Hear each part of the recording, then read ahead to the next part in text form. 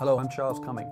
Here's a treat for fans of The Wire, the actor Dominic West, reading from my new novel, The Trinity Six. In this section, the hero, Sam Gaddis, has gone to Vienna and has met a former MI6 officer called Robert Wilkinson, who has information which could lead him to the 6th Cambridge spy.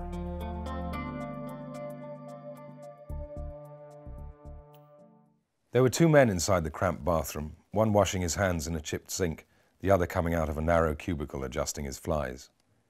Gaddis squeezed between the two of them, no eye contact, went into the cubicle and locked the door.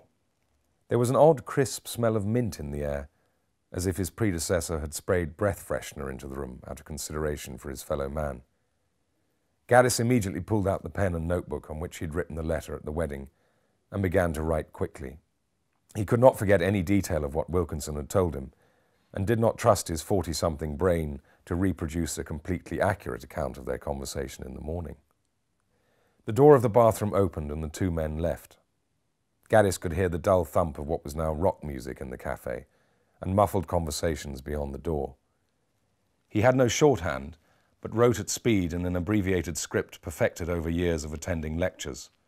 There were words, parts of words, and coded abbreviations on the pages of his notebooks, which made sense only to him.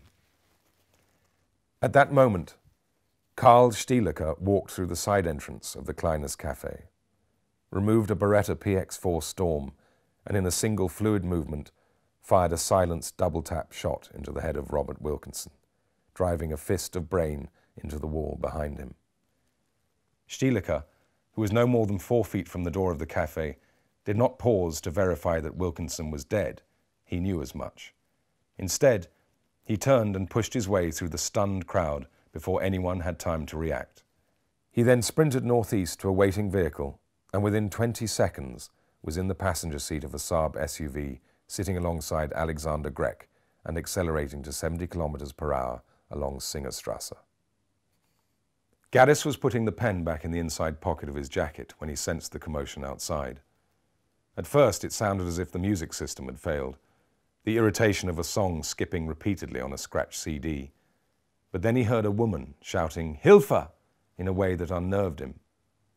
He opened the door and walked out of the bathroom into a scene of total panic.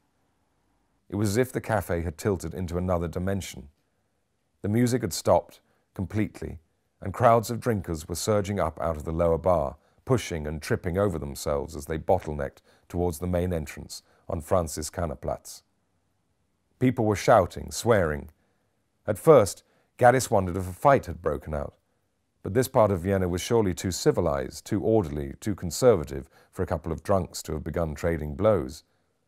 He tried to move against the tide of people and to get back to Wilkinson, but was caught in the energy of the panicking crowd and almost lifted off his feet as it carried him up a short, narrow flight of stairs towards the entrance.